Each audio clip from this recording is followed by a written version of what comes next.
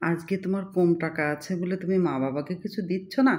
ভাবছো যে মা বাবাকে সামান্য টাকার কোনো জিনিস দিলে মা বাবা খুশি হবে না। এমন একটা দিন আসতে পারে যে তুমি মা বাবাকে সেই অল্প টাকার জিনিসটাও দিতে পারবে না। আজকে যা তুমি পারবা সেটা আজকে করো, কালকের জন্য কখনো ফেলে রেখো না। শুধু মা বাবা বললে না, সবাইকে, হ্যাঁ, যাকে যা মন চাইবে তোমার সামর্থ্যের ভিতর ঠিক যেটা কুলাবে সেটাই দেওয়ার চেষ্টা করবে। যে আমার টাকা হবে, আমি যে পরবর্তীতে দিব, ভালো জিনিস দেব, আহ, এটা আশা করো না। কারণ ওই পর্যন্ত থেকো না, আশা করো না বলছে না। আজকে আমি আমার জীবনের একটা গল্প বলি। আমি আজ থেকে ধরেন 2004 সালের কথা বলছি, কি তার আগে, তখন চিঠির মাধ্যম ছিল। আমি আমার দেশের বাসা থেকে রাজশাহীতে চলে আসলাম। আমার বাবা স্ট্রোক করে থাকলো, মানে কোনো রকমে লাঠি নিয়ে চলাফেরাটা করতে পারতো। তখন আমার বাবার না খুব মাংস খাওয়ার প্রতি মানে নেশাটা বেশি ছিল। তখন তো ব্রয়লার ছিল না, দেশি মুরগি, হাঁস, এই সমস্ত। হুম তারপর খাসির মাংস। কিন্তু তখন তো আমার বাবা এখন আর কি বলবো, হুম, আগে নিজের মতো করে দেখা যাচ্ছে কি যখন যেটা মন চাইছে কিনে নিয়ে চলে আসছে নিজের পছন্দ মতো মাছ মাংস। আর যখন না নিজে ওইভাবে পড়ে থাকলো, তখন দেখা যাচ্ছে পরিবার থেকে যখন যেটা রান্না করবে সেই ধরনের খাবার হবে, হ্যাঁ, এরকম ধরনের। উম, আর আমি হয়তোবা জানি না কাছে থাকলে কিছু দিতে পারতাম কিনা, সাহায্য করতে পারতাম কিনা। আমার মনের ভিতর খুব আশা ছিল। প্রথম চিকিৎসা আমার হাত ধরেই হয়েছে আমার বাবার। বাবা যখন অসুস্থ হয়েছিল আমি ওখানে ছিলাম। তখন আমি আমার বাবাকে আমার নিজের টাকা খরচ করে আমার বাবাকে ডাক্তার দেখাই রেখে এসেছিলাম। আমার এমনই একটা কপাল, আমি কখনো দেশের বাসায় ঠিকমতো যেতে পারিনি। কখনো মানে কি বলবো, 2 বছর, 1.5 বছর কি 3 বছর এরকম বাদে বাদে আমার দেশের বাসায় যাওয়া এরকম ধরনের। তা আমি কি করতাম জানেন? তখন চিঠি ছিল, চিঠির খামের ভিতর আমি 100 টাকা কি 150 টাকা ওরকম করে আমার বাবার জন্য পাঠাই দিতাম। হয়তোবা এটাতে অসুবিধা, এটা আজকে আমি প্রকাশ করছি, এটা আইনগত ভালো না এই জিনিসটা। তা আমি সেদিকে তাকাইনি। আমি ভেবেছি যে আমি আমার বাবাকে দিলে আমার বাবা নিয়ে কিছু কিনে খাবে, কি খুশি হবে।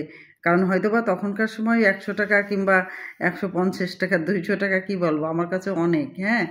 তা আজকে আমি হ্যাঁ, যে পর্যায়ে এখন আছি, হ্যাঁ, তা এখন যদি আমার মনও চাই, আমার মাও নেই, বাবাও নেই। আমার কাউকে কিছু দেওয়ার মতো এখন আর নেই, ভাইরা আছে। তা কি বলবো, আজকে আমার ভিতর যে আক্ষেপটা থেকে গেছে, তা আমি মনে করি যে এরকম কেউ কখনো করবেন না। যার যখন যাকে যা দিতে মন চাইবে, ঠিক অল্প দাম হোক আর যাই হোক, নিজের সামর্থ্য অনুযায়ী মন থেকে দেওয়ার চেষ্টা করতে হবে। নয়তো দেখা যাচ্ছে কি টাকার মানে আমার টাকা হবে, আমি ভালো জিনিস কিনে দেবো মাকে, কি ভালো শাড়ি কিনে দেবো, বাবাকে ভালো একটা জামা কিনে দেবো, এই আশা কেউ কখনো করবেন না। যখন যার যেটা মন চাইবে ঠিক সেটাই কিনে দেবেন। নয়তো যেদিন চলে যাচ্ছে সেটা চলেই যাচ্ছে, আর কখনো ফিরে আসবে না। কারণ আজকে আমি কি বলবো, হাত বাড়ালেও আমার মা বাবাকে ছুতেও পারবো না, আমি কিছু দিতেও পারবো না। তারপরে আমার মনের একটা সান্ত্বনা থাকে যে আমি আমার বাবাকে 100 টাকা কি 200 টাকা দিতে পারেছি। বলবেন যে কেন বেশি দিতে পারতেন না, 500 টাকা কি 1000 টাকা?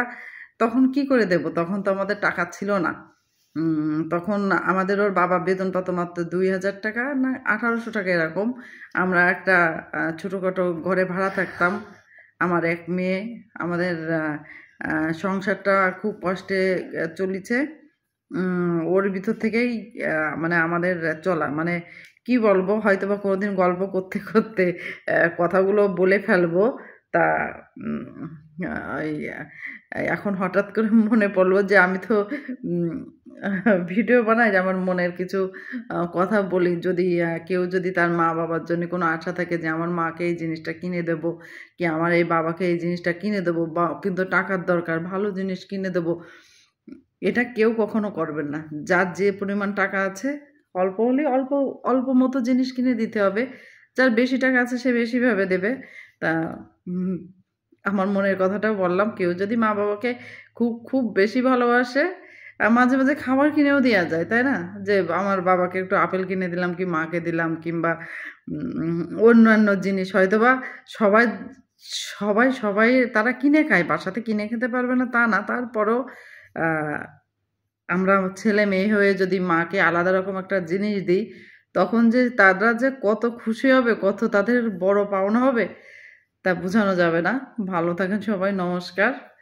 ছোট্ট একটা গল্প বললাম। এটা আমার জীবনের বাস্তব।